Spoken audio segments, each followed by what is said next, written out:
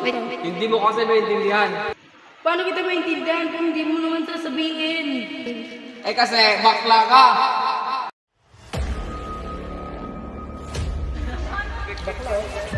Andyan na naman yung baklang yan, oh. Uy, kung hinahanap mo, James mo, wala siya dito. Ay, wala dito ba makakita yung baklaan? Eh kayo, kung wala ka naman ng bad sa buhay nyo, huwag kayong makialam, ha?